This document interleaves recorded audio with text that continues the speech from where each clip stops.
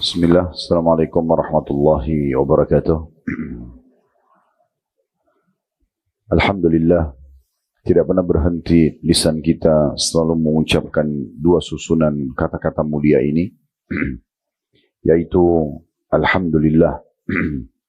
Karena kedua susunan kata ini, Allah subhanahu wa ta'ala telah menjadikannya sebagai kalimat bersyukur atau berterima kasih. Dimulai dari miliaran sperma yang telah Allah izinkan dituangkan dari ayah kita semuanya. Lalu kitalah yang terpilih lahir di muka bumi ini dengan segala macam fasilitasnya. Apakah itu yang ada di tubuh kita sendiri, dari mata bisa digunakan untuk melihat, telinga mendengar, lidah dan bibir untuk mengucap dan mengecap, tangan menjamah, kaki melangkah, dan segala macam sistem yang luar biasa dalam tubuh kita, dari sistem pencernaan, kemudian pertahanan, dan segala macam hal. Kemudian juga di luar kita, atau tubuh kita ini cukup banyak. Adanya kedua orang tua yang merawat kita dari kecil, adanya udara, oksigen yang bisa dihirup sehingga bisa membuat kita hidup, air, api, tanah, dan segala macam hal. Semua itu Allah subhanahu wa ta'ala ciptakan buat kita, termasuk menciptakan diri kita sendiri untuk mengabdi kepadanya. Kembali kami ingatkan surah Az-Zariyat, surah nomor 51 ayat 56, akad yang paling dasar sekali, kenapa kita semua ada di muka bumi ini, وَمَا خَلَقْتُ الْجِنَّ وَالْإِنسَ إِلَّا لِيَعْبُدُونَ. Kata Allah SWT, aku tidak ciptakan jin dan manusia kecuali murni hanya untuk mengabdi atau beribadah kepadaku. Memang kita diciptakan, saudaraku seiman, untuk sholat, untuk puasa, untuk zakat, untuk majelis ilmu, untuk bakti sama orang tua, jenguk orang sakit, dan semua perintah-perintah kebaikan dalam agama. Dan kita dilarang untuk melakukan pelanggaran-pelanggaran. Apapun yang dilarang oleh Allah subhanahu wa ta'ala dalam syariatnya. Dan juga tentunya perintah ini dipelajari untuk dikerjakan, sementara larangan itu dipelajari untuk dijauhi. Dan ini adalah bentuk syukur kita kepada Allah subhanahu wa ta'ala. Makanya Ibnu Qayyim rahimahullah mengatakan, termasuk bersyukurnya seorang hamba kepada Tuhannya pada saat dia kembali kepada tujuan utama dia diciptakan.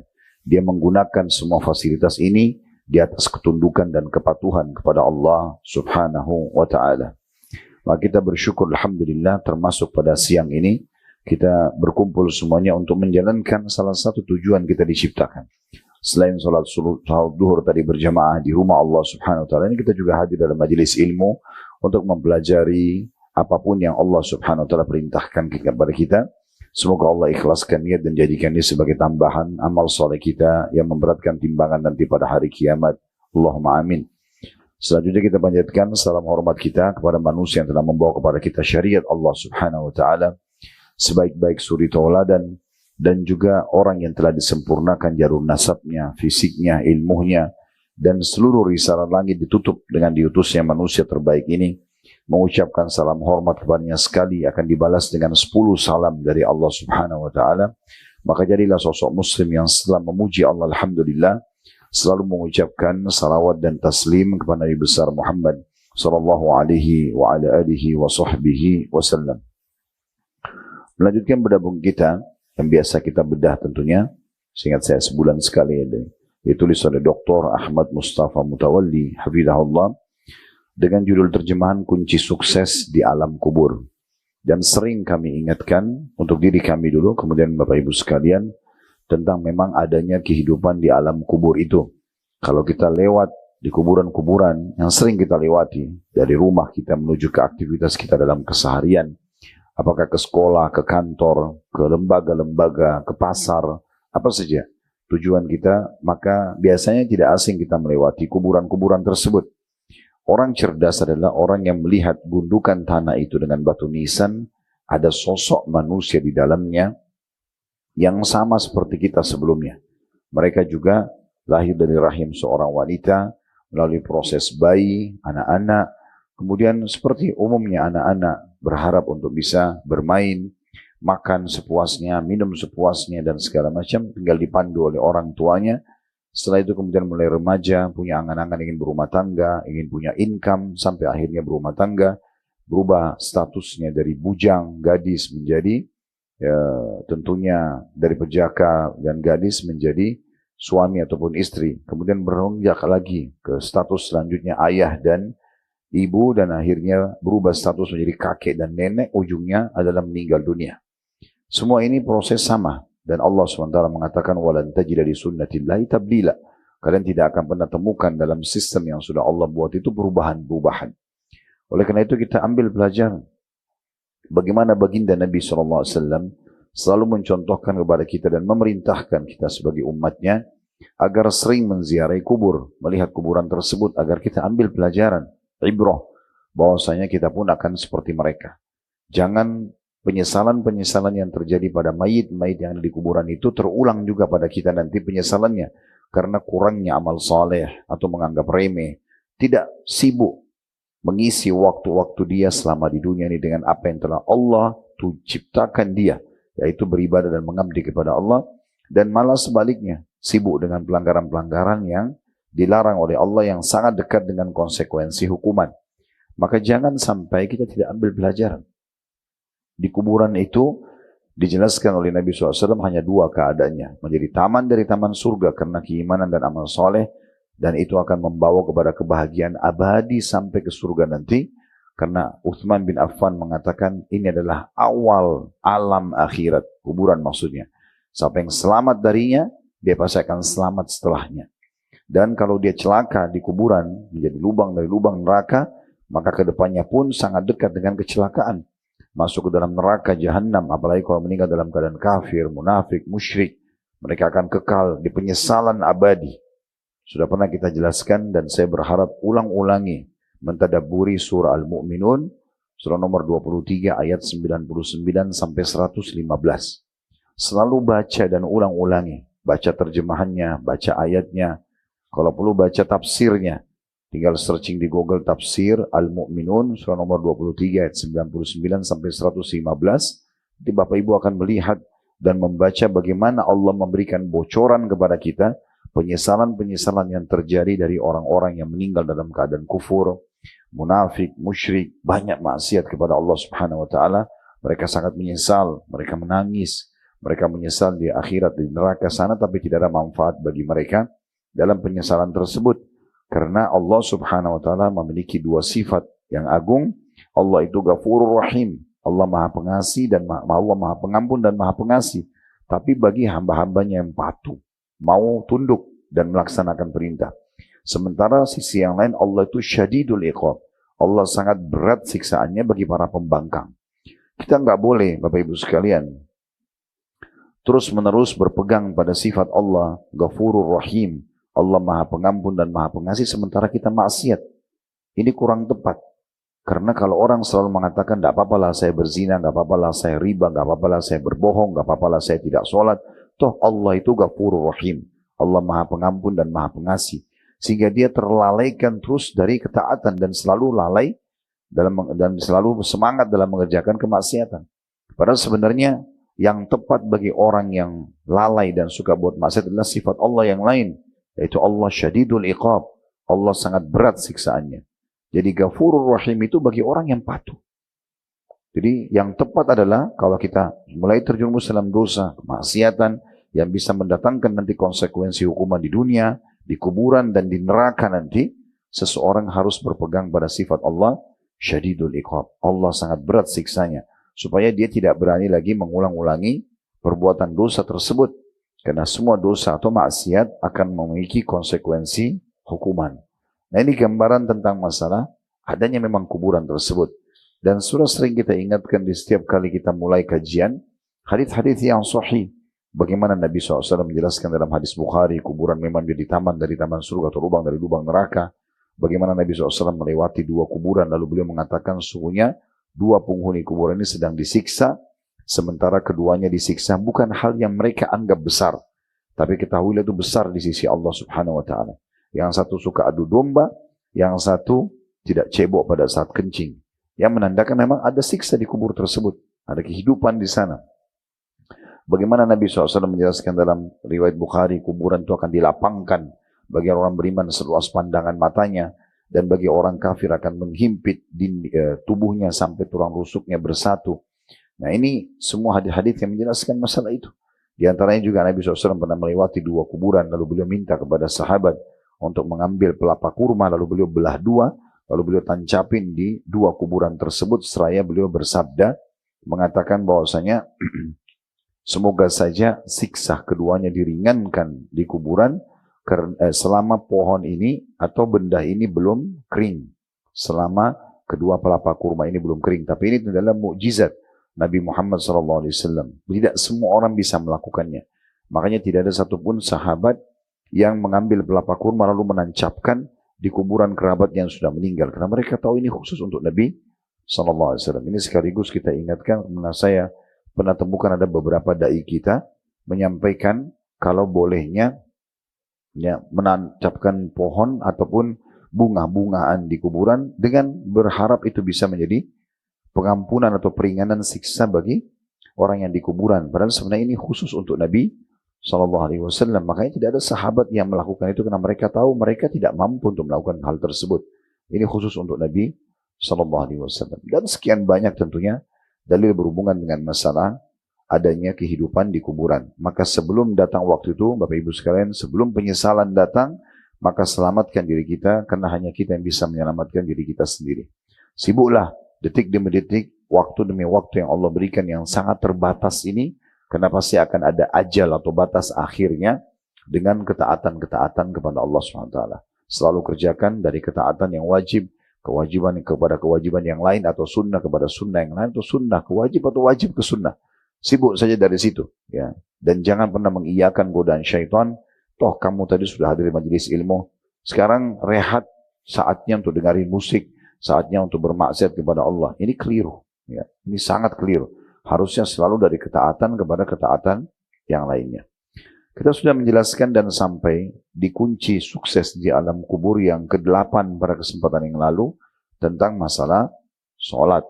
Dan sudah panjang lebar kita jelaskan tentang masalah sholat. Dan saya sudah bahasakan pada saat itu, Bapak Ibu sekalian, bahwasanya saya tidak tahu apa alasan penulis di sini di poin 8, poin 9, dan poin 10 mereka atau beliau tidak menjelaskan dalil satupun. Padahal sebenarnya poin-poin ini sangat penting.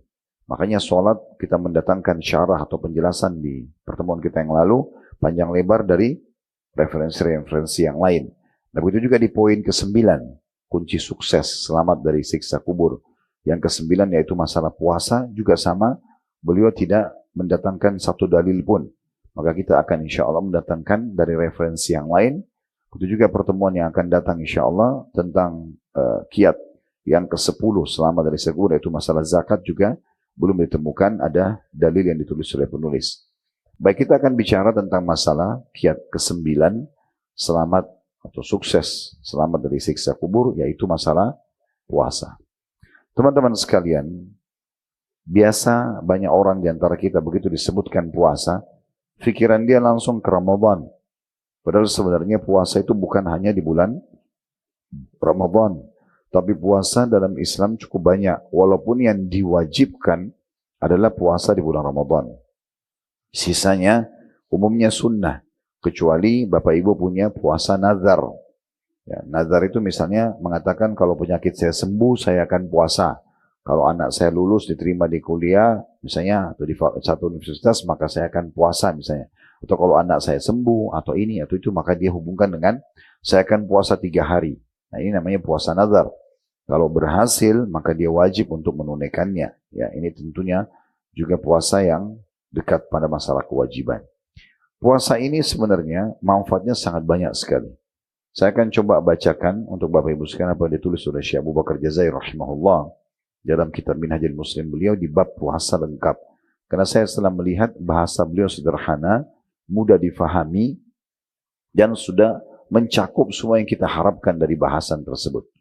Namun sebelum saya bacakan dari definisi puasa, dari keutamaan puasa itu sendiri, dari ragam puasa, ada puasa yang wajib, ada puasa yang sunnah, ada yang puasa dimakruhkan, ya, ada puasa yang diharamkan, maka semua ini kita akan coba memberikan juga gambaran terlebih dahulu. Kalau ada hadis Nabi SAW yang berbunyi, sesungguhnya tidak ada yang lebih buruk, ya, atau bejana yang lebih buruk yang diisi oleh manusia dibandingkan perutnya. Makna hadis ini, Bapak Ibu sekalian, adalah bagaimana seseorang bisa mengontrol makanan dan minuman yang masuk. Bukan hanya sekedar halalan dan thayyibah. dibolehkan dan berkualitas. Tapi juga dia harus menambah poin ketiga, kuantitasnya. Jadi jumlah makanan dan minuman yang masuk itu harus dikontrol. Tidak boleh lost control dalam masalah ini. Sehingga terjadilah obesitas, ya, kegemukan, atau terjadilah penyakit-penyakit yang muncul justru karena makanan-makanan dan minuman yang tidak dikontrol masuk ke dalam tubuh. Karena porsinya melebihi daripada kebutuhan kita. Kita tahu kendaraan mobil atau motor, di saat butuh bensin, kita isi bensinnya sampai full misalnya. Tapi kalau sudah full, terus kita tambah lagi, akan meluap. Kalau di kendaraan mungkin dia meluap, kalau di tubuh tidak. Dia akan menumpuk ya, di tubuh kita dan akhirnya menjadi permasalahan. Saya coba mencari informasi, ternyata salah satu yang terbanyak membuat manusia meninggal di muka bumi ini, sebabnya obesitas, karena kegemukan. Jadi kegemukan itu ternyata bermasalah. Dan Umar bin Khattab radhiyallahu anhu pernah menegur seorang yang hidup di masa beliau jadi khalifah, karena perutnya buncit. Lalu kemudian Umar bin Khattab mengatakan, apa ini? Orang itu mengatakan, ini bekas nikmat Allah. Karena saya makan banyak nikmatnya Allah, jadi perut saya jadi besar gitu. Maka kata Umar, ini kekonyolan. Ini bukan nikmat Allah. Tapi kamu justru telah membawa nikmat itu disalahgunakan. Makna perkataannya begitu. Jadi salah gunakan. Sampai akhirnya kamu tidak sadar. Dengan kegemukan seperti ini membuat kamu akan malas beribadah. Kamu akan berlebihan pada hal yang halal. Perlu diketahui Bapak Ibu sekalian. Kalau dalam syariat Allah Subhanahu Wa Taala termasuk dalam tazkiyatun nafs. Pensucian jiwa itu. Kalau seseorang tidak berlebihan pada yang halal. Makanan halal, minuman. Tapi tidak boleh berlebihan. Karena Allah mengatakan.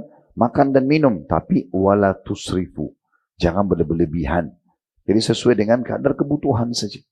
Sampai Nabi SAW memberikan gambaran saking berkahnya makanan dan minuman yang Allah berikan kepada kita ini.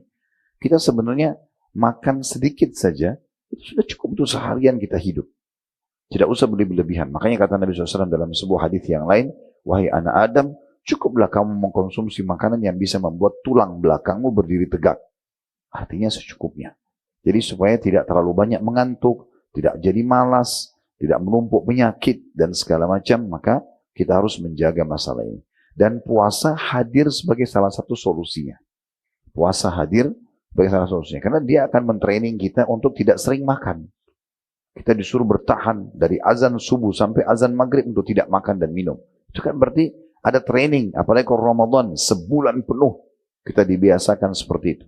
Dan saking luar biasanya keberkahan dalam hidup kita ini, sampai-sampai kita buka puasa dengan sebutir kurma, 2 butir kurma, dengan segelas air putih atau teh hangat, itu udah membuat kita cukup kuat kok.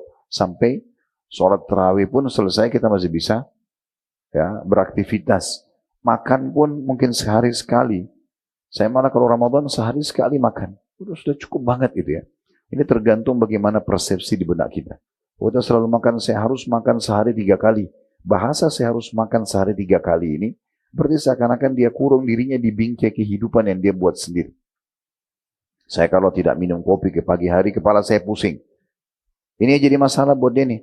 Padahal sebenarnya, jangan persepsi seperti ini. Jangan buat bingkai kehidupan yang kita kurung diri kita sendiri di situ. Ada susu, ada air putih, ada teh, ada apa saja minum, mudahin aja.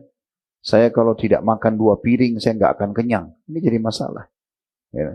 Padahal sebenarnya dia makan beberapa sendok udah cukup buat dia. Kan dia sendiri yang tanamkan persepsi itu. Saya kalau tidak nikah sama orang ini saya gila. Nanti gila benar. Padahal sebenarnya judulnya orang sama. Ibu-ibu sini semua depan saya, depan kami ini, walaupun beda casing, beda muka, beda paras wajah, postur tubuh, warna kulit, jenis rambut, apalah. Semuanya mungkin sukunya berbeda. Tapi judul induknya perempuan. Sama.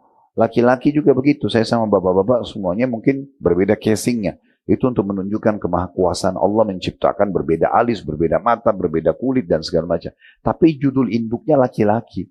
Gak jadi nikah sama ini, nikah sama yang lain selesai. Jangan jadi beban gitu ya.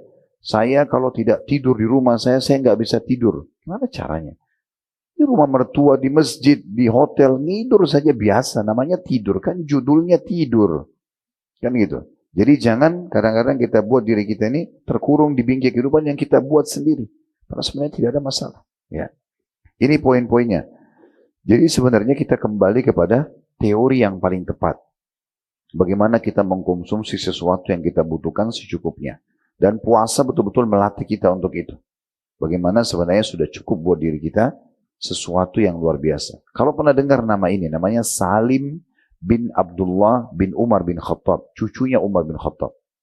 Umar bin Khattab itu orangnya tinggi besar, kekar sekali tubuhnya, berotot ya. Itu luar biasa. Tapi makannya Umar ini roti sama minyak, zaitun, kadang-kadang sama kurma, kadang-kadang sama daging. Oke, apa saja yang ada beliau makan. Tidak jadi beban. Sampai pernah ada orang ditemui oleh Umar bin Khattab. Pulang dari pasar, beli daging banyak sekali. Kata Umar, kenapa kau beli ini? Dia bilang, saya lagi pengen. Kata Umar, apakah semua yang kamu pengen harus kau beli? Sebenarnya bukan dilarang ya. Tapi berlebihan ini jangan. Karena semua yang berlebihan itu pasti punya efek kurang baik gitu ya. Mubadzir lah dan segala macam gitu ya. Contohnya. Nah cucu beliau Salim bin Abdullah bin Umar terkenal sekali. Postur tubuhnya mirip seperti kakeknya Umar bin Khattab. Tinggi besar. Satu waktu dia lagi haji. Karena laki-laki kalau pakai haji itu cuma pakai ihram. Ya, laki-laki kalau lagi ihram tidak boleh pakai kaos dalam. Gak boleh pakai celana dalam. Pokoknya 2 lembar kain putih saja. Nah kalau orang pakai. Biasanya kita duduk laki-laki sama laki itu. Biasanya kadang-kadang kena panas gerah. Dibuka ihramnya. Karena sama-sama laki-laki di tenda. Waktu Salim lagi mau makan sama orang-orang di kemah di Arafah, dia terbuka bajunya. Orang semua lihat, badannya bagus banget, berotot. Seperti kalau kita sekarang mungkin binaragawan. Maka ada yang tanya, apa makanan Anda? Dia bilang roti sama minyak. Ya, biasanya orang-orang dulu itu kalau mau melatih dirinya supaya tidak terlalu terikuti hawa nafsu, dia cari roti, dicelupin di minyak, supaya basah baru dimakan sama dia. Orang-orang semua yang cuma ini, dia bilang ya, itu yang saya biasa makan. Tapi kalau ada makanan, bukan jadi beban juga. Kita lagi diundang sama orang, kita makan. Kita lagi ada makanan yang enak di rumah, kita makan. Tapi kalau nggak ada, bagi seorang mukmin biasa aja. Bukan jadi sebuah beban. Ya. Ibu-ibu perlu renung ini ya. Karena biasa perempuan itu terbawa perasaan. Kalau sudah pengen makan di satu restoran, nggak dapat, itu jadi bahan cerita sebulan. Itu restoran saya suka banget, tapi saya datang nggak dapat. Itu jadi bahan cerita terus, kenapa? Urusan dunia nggak usah terlalu berlebihan. Nah, ini hikmah-hikmah puasa luar biasa. Jadi kita ingin sentuh dari sisi itunya ya. Bukan hanya sekedar menyebutkan masalah keutamaannya. Jadi hikmah-hikmah diperintahkan itu sangat luar biasa. Nanti akan kita jelaskan atau bacakan bagaimana Syekh Abu Bakar rahimahullah menitik beratkan tentang masalah hikmah-hikmah puasa yang sangat luar biasa. Yang pertama masalah definisi puasa dulu.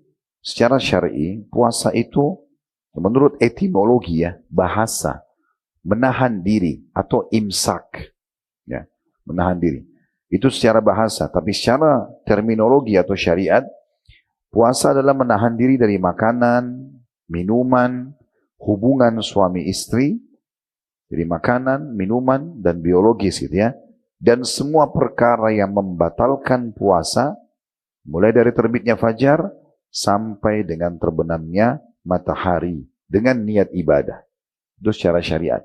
Jadi menahan diri dari makanan, minuman, biologis, serta semua perkara yang bisa membatalkan puasa, mulai dari terbitnya fajar, subuh, sampai terbenamnya matahari, dengan niat ibadah.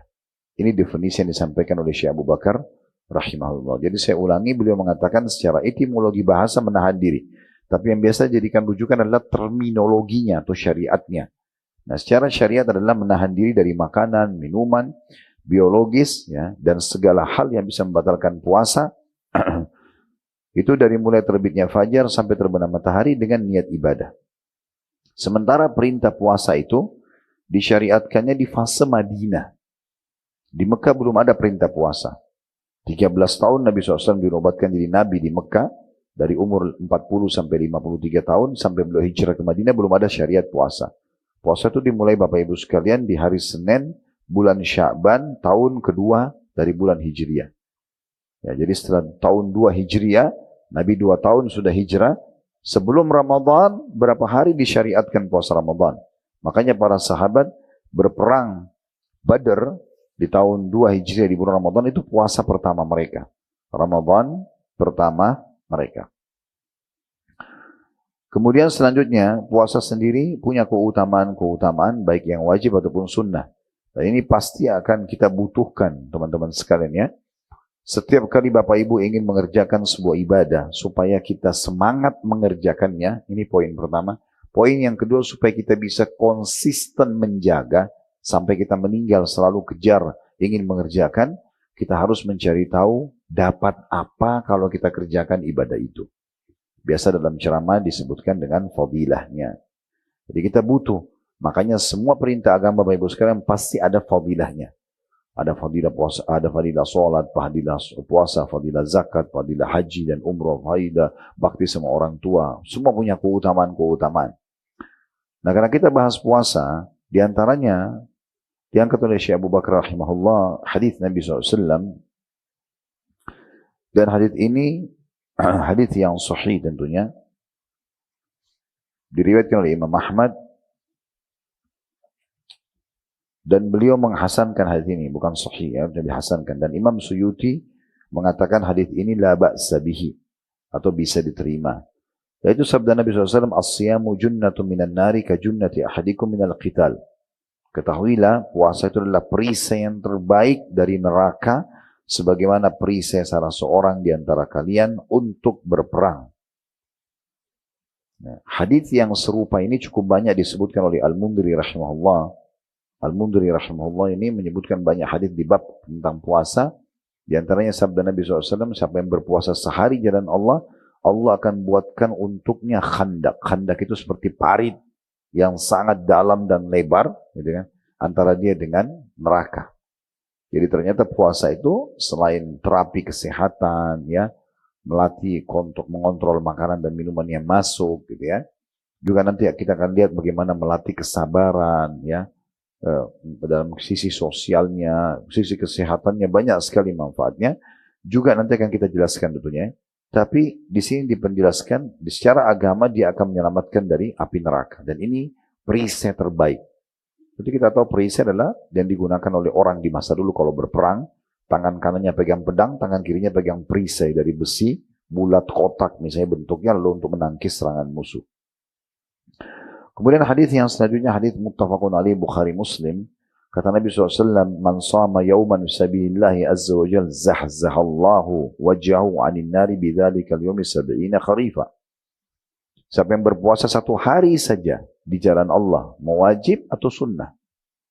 Siapa yang berpuasa satu hari saja di jalan Allah azza wa jal, wajib atau sunnah. Puasa wajib, puasa Ramadan misalnya, atau puasa sunnah. Senin, Kamis, Ayyamul Bid, puasa Arafah, puasa Tasu'a dan Ashura dan seterusnya. Nanti kita akan rincikan beberapa jenis-jenis puasa sunnah. Maka semua itu akan Allah jadikan penyebab dijauhkannya wajah dia, si pelaksana puasa ini, dari api neraka sejauh jarak 70 tahun. Satu hari puasa. Selain memberikan manfaat, ya, kita bisa kontrol emosi, bisa kontrol dari dosa, bisa kontrol makan dan minuman yang masuk. Ternyata bisa menyelamatkan dari api neraka luar biasa. Satu harinya 70 tahun. Gimana kalau kita balik 70 tahun orang sempat puasa? Setiap tahun Ramadan dan setiap pekannya selalu ada Senin Kamis. Sebulan sekalinya ada Ayyamul Bid. Setahun sekalinya juga ada puasa Arafah, puasa Tasu'a dan Ashura. Ini semua luar biasa. Berapa jauh dia dari api neraka tersebut. Kemudian juga hadis yang ketiga tentang masalah adanya doa mustajab bagi orang yang puasa. Selain dari manfaat dijauhkan dari api neraka, ternyata dia berdoa apa saja, mulai azan subuh, ya, sampai terbenam matahari, maka dia akan mendapatkan doa yang mustajab. Sebagaimana sabda Nabi SAW riwayat Imam Ahmad, ya, salah satu yang tidak akan ditolak doanya adalah orang yang berpuasa. Dan puncaknya pada saat menjelang buka puasa. Puncaknya pada saat menjelang buka. Jadi boleh kita berdoa kapan saja di saat puasa dari mulai azan subuh sampai terbenam matahari. Tapi puncaknya itu menjelang buka puasa. Ya. Sesuai dengan sabda Nabi SAW, Inna lis-shaimi 'inda fitrihi da'watun la turad. Sesungguhnya orang yang puasa itu mempunyai doa yang tidak akan ditolak saat ia berbuka atau akan berbuka. Hadis riwayat Ibnu Majah dan juga Al-Hakim mensahihkannya. Cuma dalam poin ini saudaraku seiman, berdoa itu sebelum buka puasa, ya. Misalnya beberapa setengah jam sebelum buka puasa, 1 jam itu kita berdoa, itu yang paling tepat, ya. Kalau sudah azan, tepatnya berbuka puasa. Baca bismillah, lalu kemudian mulai dengan sunnah Nabi SAW itu dimulai dengan rutab. Rutab itu kurma basah. Ya. Dikatakan dalam riwayat kalau Nabi SAW tidak memiliki rutab, beliau pindah ke tamarat, butir-butiran kurma yang kering. Ya. Atau selain kurma yang basah. Dan kalau tidak ada baru hasawat min ma' atau beberapa teguk air putih. Lalu beliau sholat maghrib. Ya. Jadi seperti susunannya begitu. Memang pertama buka puasa walaupun kita haus, coba makan kurma dulu. Walaupun satu butir gitu ya. Jadi ini kurmanya yang basah karena sudah ada kandungan airnya. Kemudian kalau tidak ada baru kurma yang mungkin tidak basah atau kita basahkan biasa kering. Kemudian baru kalau tidak ada air. Atau kalau kita mau gabungkan keduanya, oke. Yang penting bismillah tangan kanan kurma dulu kemudian baru minum air. Setelah minum air baru kita baca doanya zahabaz zama'. Telah hilang dahaga itu. Wabtallatil uruq. Telah basah semua urat-urat. Wa thabatal ajri insyaallah dan semoga pahala dicatatkan oleh Allah Subhanahu wa taala. Kemudian selanjutnya ini saya ingatkan kenapa? Karena ada orang pas azan masih sibuk berdoa sehingga lewat waktu buka puasanya. Ini keliru juga ya. Karena kata Nabi SAW manusia tetap dalam keadaan baik selama mereka menyegerakan buka puasa dan menerlambatkan sahurnya. Azan langsung buka puasa. Habis itu sholat baru makan berat kalau mau makan setelahnya. Dan sahur justru makin dekat dengan azan subuh makin baik. Nah seperti itu sabda Nabi SAW. Selanjutnya Syekh Abu Bakar mengangkat juga dalil tentang adanya pintu di surga. Hadits yang sangat masyhur khusus untuk orang puasa. Maksudnya ada satu camp istana di surga khusus untuk orang yang rutin berpuasa. Hadits ini tentu disebutkan oleh Bukhari dan juga Muslim. Kata Nabi SAW, Inna fil jannati baban yuqalu lahu Rayyan. Ketahuilah di surga itu ada satu pintu gerbang yang sangat terkenal dan bernama Rayyan. Yadkhulu minhu as-sa'imuna yawmal qiyamah. Nanti hanya akan dimasuki oleh orang yang suka puasa saja pada hari kiamat. La yadkhulu minhu ahadun ghairuhum. Tidak ada yang boleh masuk kecuali mereka saja. Yuqalu aina as-saimun, akan diiklankan pada saat itu di mahsyar ya di depan surga, mana orang-orang yang suka puasa? Fayakumun, maka mereka akan berdiri. La yadkhulu minhu ahadun ghairuhum. Ketahuilah kata Nabi SAW diulangi 2 kali, tidak akan ada yang masuk ke camp istana itu kecuali mereka saja. Fa'idha dakhalu ughliq. Kalau mereka sudah masuk, ditutup pintu gerbang itu. Tidak bisa lagi orang masuk. Falam yadkhul minhu ahad. Tidak ada lagi orang lain yang bisa masuk setelah mereka masuk. Ya. Perlu diketahui Bapak Ibu sekalian, di surga itu hampir semua ibadah punya pintu gerbang. Sholat punya pintu gerbang, jihad punya pintu gerbang. Gitu ya. Di dalamnya ada camp istana. Kita bisa memiliki istana lebih dari satu. Dan di semua jenis ibadah ini bisa kita punya istana-istana. Kita bisa punya istana di camp puasa, di camp sholat, di camp jihad, dan seterusnya. Itu semua ada pintu-pintunya. Makanya waktu Nabi SAW menjelaskan itu, Abu Bakar mengatakannya Rasulullah. Apakah ada orang dipanggil dari semua pintu itu? Bukan hanya pintu puasa, pintu sholat. Kata Nabi SAW, iya. Dan saya berharap kamu salah satunya. Karena Abu Bakar selalu radhiyallahu anhu sibuk mengerjakan semua jenis ibadah dan maksimal dalam mengerjakannya. Syekh Abu Bakar rahimahullah kemudian pindah ke poin penting masalah manfaat puasa itu sendiri. Tadi yang saya bilang kita akan singgung ya. Beliau mengatakan di antara manfaat-manfaat spiritual secara keimanan yang terdapat pada puasa adalah bahwa puasa membiasakan seseorang untuk bersabar dan menguatkannya. Ini poin yang tidak kalah penting karena untuk menjadi penyabar itu butuh latihan. Tidak bisa orang sembarangan bisa tiba-tiba sabar dalam segala macam ujian. Dan puasa yang terbaik karena dia bersabar. Lagi kering tenggorokannya, dia butuh minum tapi karena Allah larang maka dia tahan dirinya, dia bersabar. Lapar, dia bersabar. Matanya, telingahnya, mulutnya, tangannya, kemaluannya, kakinya semuanya ikut berpuasa, menahan diri untuk tidak melakukan perbuatan-perbuatan yang haram. Bahkan perbuatan halal saja, makanan, minuman yang halal, biologis yang halal juga ditahan pada saat lagi puasa. Ya, sampai nanti azan maghrib baru boleh, gitu kan? Di sini kalau yang halal saja sempat beberapa poinnya tadi ditahan, maka dia bisa bersabar, otomatis nanti dia akan terlatih dan terbiasa meninggalkan yang diharamkan. Jadi kata beliau di antara manfaat, ya, 2 kali beliau ulangi jamak ya. Di antara manfaat-manfaat spiritual yang terdapat pada puasa adalah bahwa puasa membiasakan seseorang untuk bersabar dan menguatkannya, mengajarkan pengendalian diri dan membantunya dalam mengendalikan diri. Mau nggak mau kita terlatih untuk itu ya, karena kita membiasakan diri mengendalikannya. Mau makan, mau minum, enggak, tunggu azan. Kita kan bisa kendalikan diri. Karena memang jiwa kita ini kita harus kendalikan ya. Kalau tidak, jiwa itu ada cenderung pada kebaikan, cenderung pada keburukan ya. Jadi dengan puasa ini kita bisa mengendalikan diri kita. Jadi pernah saya kasih contoh, iblis pimpinan syaitan ya, dan dia menyesatkan banyak manusia sebagaimana Allah sudah gambarkan dalam Al-Quran. Tapi pertanyaan, siapa yang menggoda iblis di saat disuruh sujud oleh Allah kepada Adam dan dia tidak mau sujud? Iblisnya sendiri pimpinan untuk menggoda. Yaitu hawa nafsunya dalam jiwanya.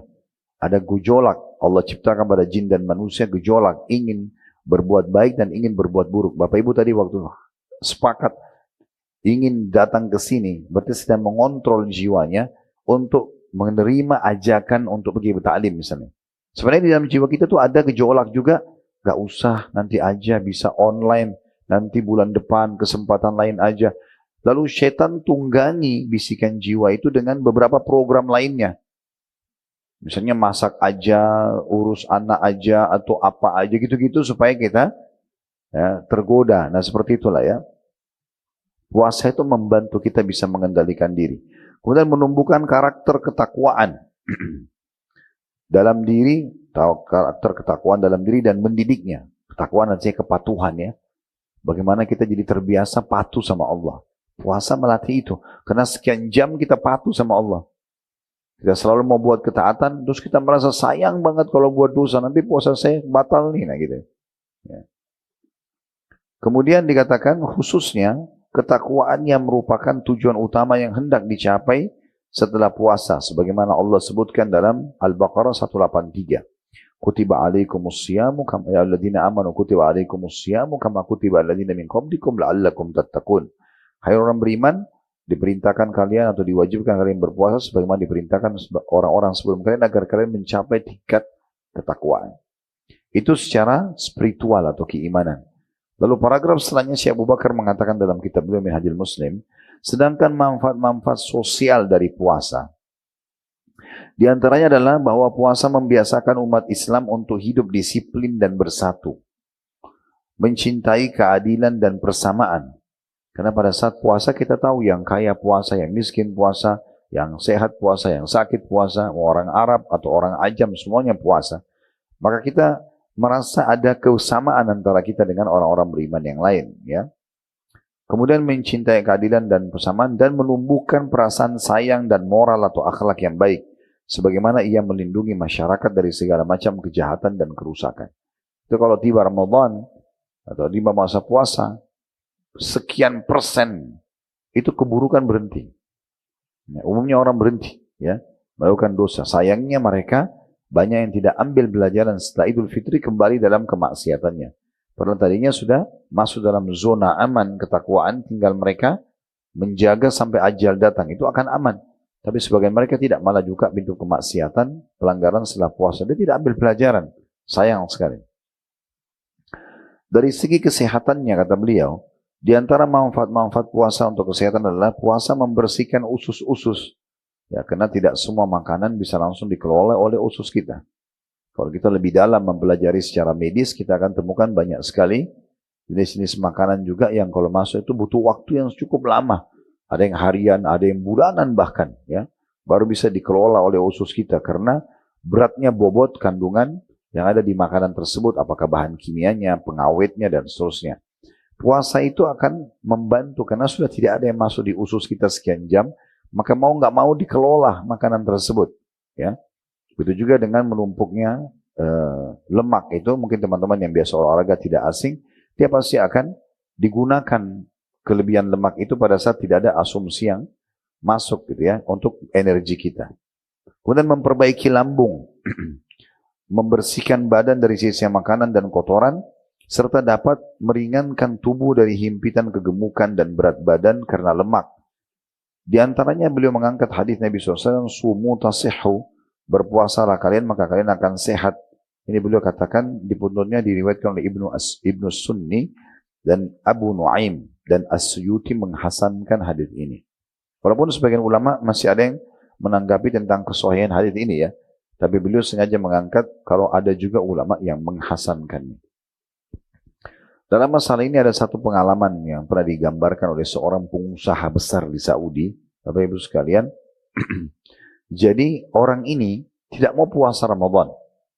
Orang kaya raya di Saudi. Dan uniknya, dia setiap mau tiba Ramadan, kalau sudah bulan Sya'ban, supaya nggak kena hukum Ramadan, tidak ada orang yang menasihatin dan mengingatkan dia, dia sengaja liburan sama keluarganya ke Eropa, ke Amerika, akhir Sya'ban. Nanti bisa berhujjah, kan musafir, Ramadan bisa nggak puasa. Jadi dia sengaja lahirkan, itu kisah nyatanya. Setiap tahun begitu. Mungkin setelah 10 tahun dia berjalan, Allah subhanahu wa ta'ala uji dia dengan penyakit. Penyakit ini sering kambuh di perutnya, perasaan kram di perutnya, tapi nggak diketahui sebabnya.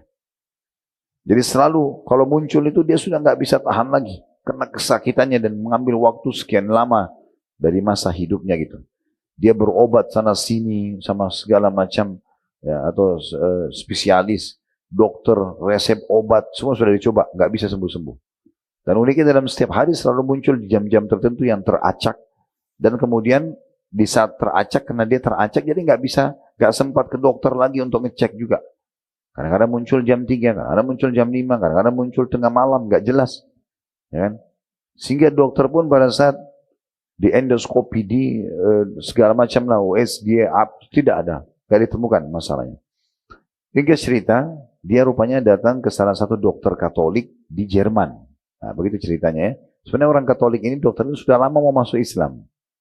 Tapi dia kebetulan nunggu apa nih yang bisa gitu dia mau terpicu untuk syahadat. Dia mau sesuatu yang besar dokter ini. Kuasa Allah pertemukan sama orang ini. Dokter lihat nama-nama dokter yang pernah dia konsultasi. Ini dokter-dokter dunia, sudah profesor semua di bidangnya. Resep vitaminnya, resep obat segala macam itu sudah yang terbaik. Gak ada lagi generik-generik, ini semuanya yang asli, yang bagus, yang kualitas paling bagus juga sama. Hanya dia bilang gini, kebetulan waktu itu mau Ramadan di tahun ke-11. Kata si Katoliknya ini, dokternya, saya mau berbagi dengan kamu. Kamu Muslim kan? Dia bilang ya. Setahu saya dalam Islam, karena dia sudah lama belajar Islam, tapi dia belum masuk Islam. Nanti ini sekaligus jadi penyebab dia masuk Islam gitu. Jadi dia bilang, setahu saya dalam agama kamu kan ada puasa tuh. Ramadan sebulan. Sekarang berhentikan semua obat ini. Berapa hari mau Ramadan masuk, coba kamu terapi puasa. Lakukan puasa itu 1 bulan. Orang ini tiba-tiba tersentuh kuasa Allah. Allah kalau kasih hidayah orang itu, sentuhnya kadang-kadang kita nggak masuk akal kita ya. Ada orang karena cuma lihat satu cuplikan ceramah 1 menit, sadar, tobat dari semua dosa-dosanya. Ya. Ada juga orang sebaliknya, dia satu cuplikan buruk, maka rusak hidupnya. Na'udzubillah. Jadi Allah kalau berikan hidayah itu luar biasa. Ya. Maka dia pun pulang, dia terapi kesehatan. Subhanallah, semenjak dia niat puasa Ramadan, sebulan penuh nggak pernah kambuh kram perutnya. Setelah Idul Fitri, ya, di akhir Ramadan dan Idul Fitri, dia nyatakan taubat nasuha kepada Allah SWT, dan dia bersedekah sekian banyak harta dia di jalan Allah, dan dia kembali ke Jerman, dan dia ucapkan kepada dokter tersebut, terima kasih Anda sudah mengajarkan saya tentang perintah agama saya. Terus terang saya selama 10 tahun tidak pernah puasa perintah agama. Tapi setelah Anda ingatkan, Allah ingatkan melalui lisan Anda, maka saya pun jadi puasa. Maka dicek betul orangnya tidak sakit lagi, karena itu dokternya malah syahadat. Tapi kita bisa lihat bagaimana manfaat puasa itu sangat besar. Ya, saya berapa kali duduk sama teman-teman medis Muslim, mereka mengatakan betul-betul Ustaz ya, perintah puasa itu luar biasa. Saking sayangnya orang-orang yang tidak tahu seperti kami tahu. Sudah datangkan penelitian segala macam, ternyata itu manfaatnya besar sekali buat kesehatan ya. Kalau mereka tahu itu, maka mereka pasti akan melakukannya. Walaupun tidak ada syariatnya, apalagi kalau ada keutamaan-keutamaan tadi, selamat dari api neraka, jaraknya 70 tahun gitu ya. Ya, kemudian bisa jadi pengampunan dosa dan segala macam keutamaan yang luar biasa dari puasa itu. Baik, selanjutnya beliau masuk penjelasan tentang masalah jenis-jenis puasa. Ada yang disunnahkan, ada yang dimakruhkan, dan ada yang diharamkan. Tentu kalau diwajibkan kita sudah tahu puasa Ramadan. Kita enggak sedang bahas itu, tapi nanti kita akan singgung sedikit saja ya. Karena puasa Ramadan ini biasanya menjelang Ramadan cukup banyak materi yang akan membahas atau dibahas oleh para ustadz kita. Dan juga kita tidak asing ya. Nah, ini puasa yang sangat agung setahun sekali ya. Tapi yang jelas Ramadan itu fungsinya setelah 11 bulan kita menggunakan usus kita, tubuh kita ini, kalau tubuh kita ini robot, Bapak Ibu sekalian mungkin sudah rusak ya. Karena panas, dingin, asam, pedas semuanya masuk ya. Apalagi kita di Indonesia Masya Allah tidak kurang dengan kuliner ya. Dan kaya sekali dengan karbohidrat yang luar biasa gitu ya. Jadi sudah nasi digoreng lagi dan ya, jadi pakai minyak gitu. Tambah nasi sama mie, semuanya karbo sama-sama. Ini luar biasa itu. Jadi banyak banget. Saya kalau ketemu sama teman-teman saya di luar negeri, terutama di Saudi, mereka lagi hidangkan misalnya buah pisang. Saya bilang ini di Indonesia kita goreng. Hah? Pisang kamu goreng gitu. Dia kaget pisang bisa digoreng pakai minyak. Dia nggak tahu kalau itu makanan sehari-hari kita itu ya. Dia belum tahu lagi ada kerupuk, ada apa. Ya, hampir semuanya serba digoreng gitu. Hal kita tidak bicara itu. Baik, kita masuk. Belum mulai dengan puasa-puasa yang disunnahkan, tidak asing. Belum mulai, ini mulai karena urutan buku Syekh Abu Bakar, maka saya baca. Karena puasa ini beliau menjelaskan saja tentang ini jenis-jenis puasa sunnah. Dimulai dari puasa Arafah yang dilakukan setahun sekali saja bagi orang yang sedang tidak haji. Tidak asing tentunya. Terjadi pada 9 Zulhijjah. Sebagaimana hadis Nabi SAW, "Shaumu yaumi Arafah yukaffiru dzunuba sanataini madiyatun." Atau madiyatan wa mustaqbalatan ya. Saya ulangi, "Shaumu yaumi Arafata yukaffiru dzunuba sanataini madiyatan wa mustaqbalah wa shaumu Asyura yukaffiru sanatan madiyah." Puasa hari Arafah dapat menghapuskan dosa-dosa 2 tahun sekaligus. Setahun yang lalu dan setahun akan datang. 365 hari yang lalu dan 365 hari ke depan. Kemudian dikatakan, dan puasa hari Asyura tanggal 10 Muharram juga setahun sekali saja menghapuskan dosa-dosa 1 tahun sebelumnya. Dari hadis ini kita bisa lihat bagaimana keutamaan puasa Arafah yang setahun sekali dan hanya sehari puasa bagi yang sedang tidak haji bisa mendapatkan pembersihan dosa 2 tahun sekaligus. Oleh karena itu kami sarankan agar Bapak Ibu selalu punya kalender ya, atau Anda kalau punya aplikasi di handphone yang ada tanggal hijriahnya supaya tidak luput dari ini ya. Yang jelas kalau mudah diingat berarti ingat pada saat jemaah haji lagi wukuf di Arafah. Walaupun khilaf di antara ulama, kita ikutin wukufnya jemaah haji atau kita ikutin tanggal 9 Zulhijjah kita. Ini ada yang mengatakan ikut Arafah, ada yang mengatakan ikut tanggal 9. Intinya Anda jangan ketinggalan puasa ini gitu ya. Baik, yang kedua puasa Asyura, tadi sudah disinggung, tapi di sini ditambah di poin kedua dengan Tasu'a. Asyura dari kata-kata asyara, yang berarti 10, maksudnya 10 Muharram. Dan Tasu'a adalah 9, maksudnya 9 Muharram. Sebagaimana sabda Nabi SAW, wa shaumu Asyura yukaffiru sanatan madhiyah. Sedangkan puasa Asyura bisa menghapuskan dosa setahun yang lalu. Ya, sebagaimana hadis diriwayatkan oleh ya, Imam Muslim. Kemudian juga Nabi SAW mengatakan tentang puasa Tasu'anya, 9-nya, karena waktu itu orang-orang Yahudi puasa juga 10 Muharram, Asyura, maka beliau mengatakan, "Idza kana al-'amul muqbil insyaallah sumnal yawm at-tasi'." Kalau kami masih tiba hidup tahun depan, maka secara otomatis kami akan ikutkan ya puasa ini dengan puasa 9, maksudnya puasa Asyura dengan Tasu'a agar berbeda dengan orang-orang Yahudi. Hadis ini riwayat Muslim. Yang ketiga puasa 6 hari pada bulan Syawal. Kita sudah tahu bulan Syawal itu adalah bulan yang datang setelah Ramadan. Ramadan bulan ke-9 dari bulan-bulan Hijriah, Syawal bulan ke-10. Biasa kita lihat kalau selamat hari raya Idul Fitri 1 Syawal. Nah, Idul Fitrinya nggak boleh kita puasa 1 Syawal, tapi setelahnya boleh berpuasa. Nah, kita anjurkan puasa 6 hari. Hadis yang masyhur, bisa 6 hari berturut-turut, bisa cuma 6 hari tapi bisa 6 hari tapi dipecah-pecah gitu ya, atau dipisah-pisah. Yang penting selama bulan Syawal. Hadis yang sahih diriwayatkan Imam Muslim, kata Nabi SAW, "Man shama Ramadhana wa atba'u sittan min Syawal kana ka shiyamid dahr." Barang siapa yang berpuasa bulan Ramadan lalu melanjutkan dengan 6 hari puasa bulan Syawal, maka ia seperti puasa sepanjang tahun. Yang keempat, puasa pertengahan pertama dari bulan Sya'ban. Ya. Puasa pertengahan pertama maksudnya 2 pekan pertama dari bulan Sya'ban. Bulan sebelum Ramadan. Ramadan bulan ke-9 ini bulan ke-8. Sesuai dengan pernyataan Ummul Mukminin Aisyah radhiyallahu anha, aku tidak pernah melihat Rasulullah SAW berpuasa 1 bulan penuh kecuali pada bulan Ramadan, dan aku tidak pernah melihat beliau melakukan puasa dalam 1 bulan yang lebih banyak daripada bulan Sya'ban. Diriwayatkan oleh Imam Muslim. Ya, tentu ada rincian ulama tentang masalah puasa beliau. Selain puasa Senin Kamis, puasa Ayyamul Bidnya, biasanya beliau tambah dengan puasa tatawwu atau puasa tambahan.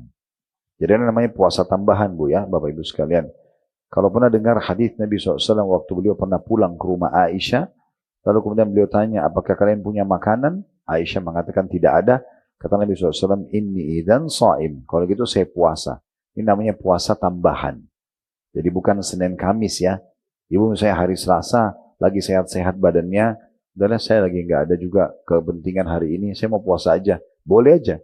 Namanya puasa tatawwu. Yang kelima, puasa ya 10 hari pertama di bulan Zulhijjah. Ini jenis puasa sunnah yang kelima.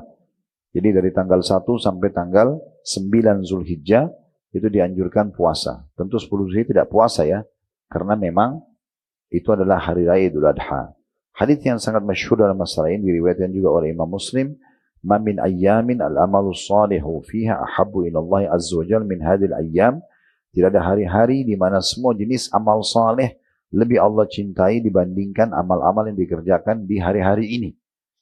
Qalu ya Rasulullah walal jihadu fisabilillah, wahai utusan Allah, kami mau bertanya, jihad pun di jalan Allah belum bisa menyamai pahala puasa di 10 awal bulan Zulhijjah itu, atau amal-amal dikerjakan 10 bulan Zulhijjah. Qala walal jihadu fisabilillah, jihad pun belum bisa menyamai pahala orang yang berbuat amal soleh apapun di 10 awal bulan Zulhijjah, illa rajulun kharaja binafsi wa mali thumma lam yarji' min dzalika bi syai', kecuali seseorang yang keluar berperang membawa jiwa dan hartanya lalu dia tidak membawa pulang keduanya. Kemudian yang keenam, puasa pada bulan Muharram.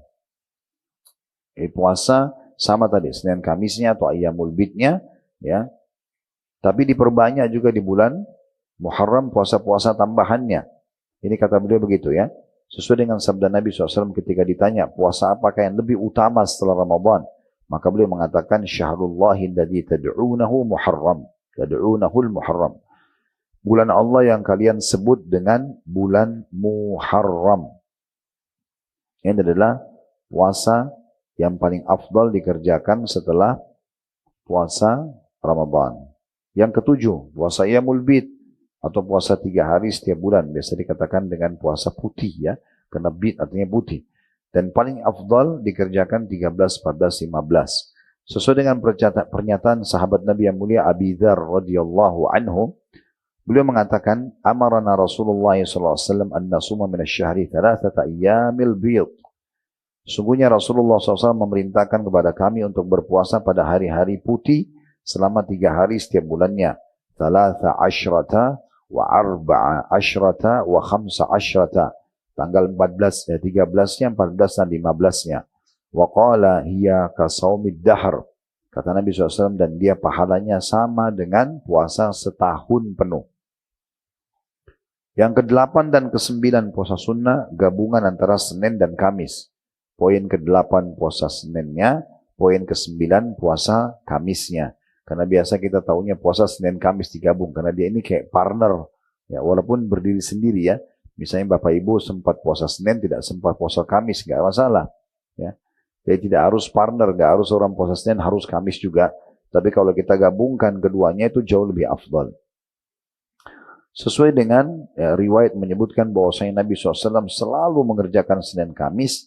Dan pada saat ditanya hal tersebut, beliau mengatakan, innal a'mala tu'radu kullu itsnaini wa khamis fayagfirullahu likulli muslimin, ya, au likulli mu'minin illa al-mutahajiraini fayaqul akhirhuma. Sesungguhnya perbuatan-perbuatan itu diperlihatkan pada Allah dilaporkan pada Allah pada hari Senin dan Kamis. Lalu Allah mengampuni setiap muslim atau setiap mukmin kecuali dua orang yang saling memutuskan persahabatan, bertengkar. Allah berfirman kepada para malaikat, tundalah mereka berdua ini. Dalam riwayat lain, tundalah mereka hatta yastaliha, sampai mereka baikan. Hadis riwayat Ahmad dengan sanad yang sahih. Yang ke-10, puasa satu hari atau berbuka puasa sehari, biasa dikenal dengan puasa Daud. Sesuai dengan sabda Nabi SAW, ahabbus siyami ilallahi siyamu Daud. Puasa yang paling Allah cintai adalah puasa Daud. Wa ahabbus salati ilallahi salatu Daud. Dan salat yang paling Allah cintai adalah salatnya Daud. Kana yanamu nisfahu wa yakumu thuluthahu wa yanamu sudusahu. Wa kana yasumu yawman wa yuftiru yawman. Dan Nabi Daud itu tidur setengah malam, lalu bangun sepertiga malam, dan tidur lagi seperenam malamnya. Dan puasa satu hari, dan berbuka puasa satu hari. Hadis ini diriwayatkan oleh Bukhari dan juga Muslim. Yang ke-11, puasanya bujang dan gadis, ya. Ini khusus yang belum mampu menikah, sementara mereka merasa ada gejolak syahwat, maka puasa bisa membendung itu. Sesuai dengan sabda Nabi SAW, man istata'al ba'ata falyatazawwaj, fa inna aghaddu lil basari wa ahsanu lil farj, wa man lam yastati' fa alaihi bis saum, fa innahu lahu wija. Ya. Siapa yang sudah ba'a itu maksudnya sudah mampu melakukan, ya, hubungan biologis, bukan kemampuan finansial di sini. Si laki-laki sudah siap melakukan biologis, menumpangkan spermanya, lalu diberikan hak istrinya, kemudian juga siap menjadi ayah kalau istrinya hamil. Si perempuan juga sudah siap melayani kebutuhan biologis suaminya nanti, siap hamil dan punya anak, itu namanya ba'ah. Siapa yang sudah punya ba'ah, maka menikahlah, karena dia akan lebih menundukkan pandangan dari yang haram dan menjaga kehormatan. Sedang bagi orang yang tidak mampu atau belum mampu melangkah menikah, hendaklah ia berpuasa karena sungguhnya hal itu dapat menjadi perisai baginya atau penolong baginya. Hadis riwayat Bukhari. Sekarang kita pindah ke puasa-puasa yang dimakruhkan. Boleh puasa tapi lebih baik tidak puasa, gitu ya.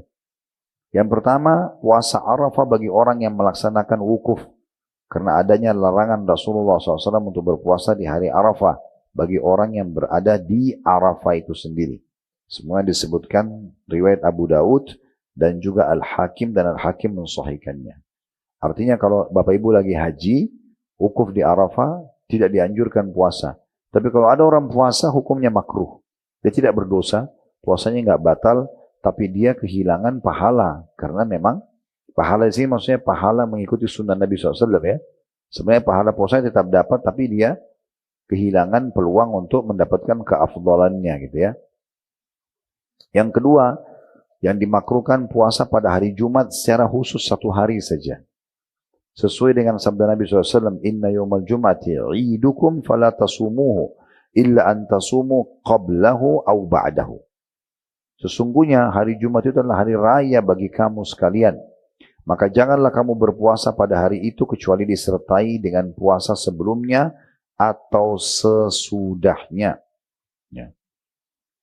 Ini hadis diriwayatkan oleh Al-Bazzar dengan sanad jayyid atau boleh diterima, ya. Dan juga disebutkan hadis ini disebutkan oleh Bukhari Muslim. Hadis ini adalah hadis yang sahih. Artinya hari Jumat jangan ibu puan bapak puasa sendiri, dia berdiri sendiri. Kecuali diikuti Kamis sebelumnya atau Jumat atau Sabtu sesudahnya, gitu ya. Kayak misalnya orang mau bayar utang Ramadan misalnya, ya. Jangan dia puasa Jumat saja. Beda kalau misalnya pas kena Ayyamul Bid, Jumat, Sabtu, Ahad itu lain. Ya sudah, karena ada perintahnya. Ini kalau lagi tidak ada perintah di hari itu, maka Jumatnya dimakruhkan kalau puasa sendiri. Yang ketiga, puasa Sabtu juga secara khusus terpisah. Hanya Sabtu saja. Sesuai dengan sabda Nabi SAW, la tasumu yawmas sabti illa fi mafturida alaikum. Wa in lam yajidu ahadukum illa liha'a inabin aw'uda syajaratin falyadmadhu. Janganlah kamu berpuasa pada hari Sabtu, kecuali puasa yang diwajibkan atas kamu sekalian. Kalau pas Ramadan kena itu lain, ya. Jika seseorang di antara kamu tidak mendapatkan apapun selain kulit anggur atau cuma ranting pohon kecil, maka hendaklah dia mengunyahnya. Maksudnya untuk batalin puasanya. Kalau dia sedang puasa Sabtu saja. Kecuali diikuti tadi sehari sebelumnya, Jumatnya, ya, atau sehari sesudahnya. Yang keempat, puasa pada akhir bulan Sya'ban. Sebagaimana sabda Nabi SAW, ya, "Idza intasafa Sya'banu fala tasumu." Kalau sudah tiba pertengahan atau akhir, ya, mencapai mulai pertengahan sebenarnya Sya'ban, maka janganlah kalian berpuasa. Kalau pernah dengar ini, hadis ini memang sering dibahas oleh para ulama, riwayat Abu Dawud, Tirmidzi, Ibnu Majah, ya. Kalau Nabi SAW itu biasanya kalau bulan Sya'ban, kalau sudah lewat Ayyamul Bid, 13, 14, 15, nah mulai 16 ke atas beliau sudah tidak puasa. Di bulan Sya'ban, ya. Karena sepanjang tahun sudah puasa, gitu ya. Dan beliau mengatakan ada catatan di sini, hukum makruh menjalankan puasa pada hari-hari yang telah disebutkan di atas tadi adalah makruh tanzih atau belum sampai level derajat haram. Belum sampai pada derajat haram. Tapi lebih kehilangan pahala karena lebih menghilangkan keafdalannya, ya. Sedangkan makruh puasa pada hari-hari yang akan disebutkan selanjutnya adalah makruh tahrim atau makruh tapi sudah sampai pada level dilarang. Yang pertama, puasa wisal. Puasa wisal. Sebenarnya dia makruh, tapi bisa masuk kepada dosa pengharaman. Yaitu berpuasa selama 2 hari atau lebih tanpa berbuka sama sekali. Misalnya orang puasa sampai azan maghrib, dia harusnya buka puasa. Dia nggak buka puasa, dia tahan sampai besok. Itu namanya puasa wisal, ya. Nabi SAW melarang, selain bersabda, la tuwasilu, ya. Janganlah kalian berpuasa wisal. Ini diriwayatkan oleh Abu Dawud hadisnya. Maaf, ini diriwayatkan oleh Bukhari. Kemudian yang kedua, puasa pada hari yang meragukan atau Yom Syak. Yom Syak itu akhir bulan Sya'ban. Kita ragu, ini sudah masuk Ramadan atau tidak. Itu namanya hari Syak. Makanya kan di akhir Sya'ban biasanya ada ru'yah hilal. Melihat bulan, ya. Nah di hari itu kita nggak boleh puasa. Hari Syak. Karena kata Nabi SAW, ya, sahabat yang menukil dari Nabi SAW, man sama yawma syakki faqad asa Abul Qasim. Barang siapa yang berpuasa pada hari yang meragukan, maksudnya hari ragu, masuk Ramadan atau belum, ya, maka dia telah bermaksiat kepada Abul Qasim atau Nabi SAW. Hadis ini diriwayatkan oleh Bukhari, diriwayatkan secara muallak atau tanpa nomor urut, ya. Dan yang ketiga, puasa dahar atau puasa sepanjang tahun, non-stop, tiap hari puasa. Ini ada larangannya, ya. Sebagaimana sabda Nabi SAW, la sama man samal abad. Tidak akan dinilai puasa bagi orang yang puasa sepanjang tahun. Diriwayatkan oleh Imam Muslim. Dan dalam sabda beliau yang lain, man samal abada fala sama wala aftar. Barang siapa yang memaksakan diri puasa sepanjang tahun non-stop, maka tidak ada puasa dan tidak ada juga pahala berbuka baginya. Ya, hadis ini diriwayatkan oleh Ahmad dan juga An-Nasai, dan An-Nasai mensahihkannya. Yang keempat, puasanya seorang istri tanpa izin suaminya, padahal suaminya berada di rumah. Jadi kayak, maaf ibu sekalian, kalau suami ibu lagi cuti, ibu biasa puasa Senin Kamis misalnya, tetap ibu harus izin. Kan lagi di rumah nih harus Senin, saya biasa puasa, boleh nggak saya izin puasa? Kalau dia izinkan boleh, kalau tidak maka itu hukumnya tidak boleh. Ya, puasa ibu dianggap batal itu, ya, sesuai dengan izinnya. Kata Nabi SAW dalam masalah ini, la tasumil mar'atu yawman wahidan wa zawjuha syahidun illa biidni. Qala waqi illa Ramadan. Seorang istri tidak boleh berpuasa walaupun 1 hari, sedangkan suaminya ada di sisinya kecuali dengan izinnya. Waqi, seorang perawi hadis, mengatakan kecuali puasa Ramadan. Kecuali puasa Ramadan. Ya. Ini diriwayatkan oleh Bukhari dan juga Muslim. Sekarang itu tadi puasa makruh tapi bisa sampai pada level pengharaman. Ya. Sekarang kita masuk ke puasa haram secara mutlak. Nggak boleh puasa sama sekali, malah berdosa. Kalau tadi kan puasa seorang istri tanpa izin suaminya, tapi kalau tiba-tiba dia lagi puasa, suaminya bilang, udah nggak apa-apa, puasa aja saya ridho. Nah itu jadi berubah hukumnya gitu kan. Tapi kalau ini memang sudah haram, tidak boleh sama sekali. Ibu dan bapak kalau puasa, dosa. Yang pertama, puasa di 2 hari raya, Idul Fitri dan Idul Adha. Ya. Berdasarkan perkataan Umar radhiyallahu anhu, inilah 2 hari raya di mana Rasulullah SAW telah melarang berpuasa pada 2 hari tersebut. Hari Idul Fitri, setelah kamu sekalian berpuasa pada bulan Ramadan sebulan penuh. Dan Idul Adha, ketika kamu sekalian memakan sebagian dari hewan kurban yang kalian sembelih. Ya. Ini perkataan Umar radhiyallahu anhu, dinukil oleh Bukhari dan juga Muslim. Yang kedua, haram hukumnya puasa di 3 hari tasyrik. Tasyrik itu 3 hari berturut-turut setelah Idul Adha. Kalau Idul Adha 10 Zulhijjah, tasyrik itu 11, 12, 13 dari bulan Zulhijjah. Makanya kalau bulan Zulhijjah, puasa Ayyamul Bidnya, Bapak Ibu sekalian pindah ke 14, 15, dan 16. Karena tanggal 13-nya masih masuk hari tasyrik. Ya. Ini karena Rasulullah SAW telah mengutus seorang penyeru dan menyampaikan pesan beliau di Mina dengan menyebutkan, La tasumu hadil ayyam, fa inna ayyamu aklin wa syurbin wa bi'al. Jangan kamu sekalian berpuasa pada hari-hari ini, karena hari ini adalah hari-hari untuk makan, minum, dan juga berhubungan biologis, diriwayatkan oleh Tabarani, dan aslinya ada dalam Sahih Muslim. Artinya memang Ayyamul Bid ini adalah hari untuk menikmati hewan kurban kita. Begitu juga lafaz lain, wa dzikrillahi azza wajal. Dan hari-hari ini adalah hari-hari zikir kepada Allah azza wajal. Nah, ini berarti penyampaiannya sudah sangat jelas ya. Yang ketiga, yang diharamkan bagi wanita, haram puasa pada saat haid dan nifas. Ya. Berdasarkan ijma atau kesepakatan ulama mengenai rusaknya atau batalnya puasa seorang wanita yang haid dan nifas. Sesuai dengan sabda Nabi SAW, Alaysat idha hadat lam tusalli wa lam tasum, fadhalika min nuqsani diniha. Dikatakan, bukankah jika seorang wanita mengalami haid, maksud dalamnya nifas, ia tidak melaksanakan sholat dan tidak puasa, itulah bagian daripada kekurangan agamanya. Ya. Ini diriwayatkan oleh Bukhari. Yang keempat, yang haram puasa, puasanya orang yang sakit. Ya. Dan dikhawatirkan membahayakan jiwanya. Dia kalau puasa malah bisa bahaya, lebih parah sakitnya. Ya. Maka di situ tidak boleh dia puasa. Apalagi sampai membawa pada kematian. Ya. Karena kata Allah SWT, beliau berdalil mengangkat surah An-Nisa ayat 29, surah nomor 4 ayat 29, wala taqtulu anfusakum innallaha kana bikum rahima. Jangan pernah kalian membunuh diri kalian, karena sungguhnya Allah itu maha penyayang kepada kalian semuanya.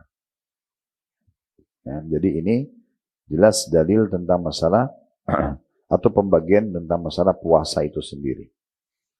Dan tentunya kalau kita mau bahas lebih panjang lebar, ini banyak sekali bahasannya, teman-teman sekalian, tentang masalah puasa ini. Di antaranya tentu kalau kita mau bahas masalah Ramadan itu cukup panjang. Bahasan tentang masalah Ramadan itu bab khusus ya. Tapi kita cukupkan sampai sini insya Allah tentang masalah bab puasa ini. Kita sudah sebutkan tentang faedah-faedahnya secara kehidupan sosial, secara spiritual atau keimanan, ya, secara kesehatan, semua sudah dipaparkan. Kalau ada benar dari Allah, silakan diamalkan. Kalau rasa dari saya, tolong dimaafkan. Subhanakallahumma bihamdika, asyhadu an la ilaha illa anta astaghfiruka wa atubu ilaik. Wassalamualaikum warahmatullahi wabarakatuh.